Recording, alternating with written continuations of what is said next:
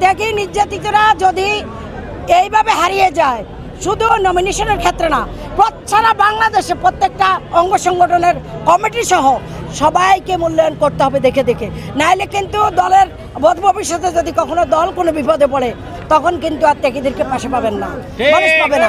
আমরা চাই দল সুন্দরভাবে গঠিত হোক, আমাদের নারী আসনগুলো সুন্দরভাবে দেওয়া হোক।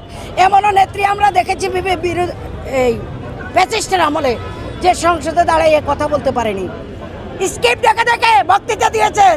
এখন ওরকম যদি কোনো রকম আমরা আশঙ্কা করছি, যেভাবে নমিনেশনের অবস্থা দেখছি, যেভাবে কিনছেন, সেই হিসেবে আমরা চিন্তায় পড়ে গেছি। না জানি আবার কার ফাঁকপোক দিয়ে কোথায় ঢুকে যায় আল্লাহ জানে। কিন্তু এখানে একটা কথা আছে, ওরা কিন্তু এমনিতে আসতে পারে না এই পর্যন্ত। আমাদের দলের ভিতরে কোনো গুপ্তচর আছে, যে গুপ্তচররা তাদেরকে এখানে ঢুকার সহযোগিতা করেছে, সেই জন্য তারা নমিনেশন নিতে এসেছেন। নাহলে তাদের এত বড় সাহস নেই, এত বছর তারা কোথায় ছিল? রাজপথে কোথাও তো তাদের কোনো ছোঁয়া নাই, দেখি নাই। এখন এমপি হওয়ার এত খায়ের জাগলো কেন? দল ক্ষমতায়, তাই আমরা কি উড়ে এসে জুড়ে বসেছি?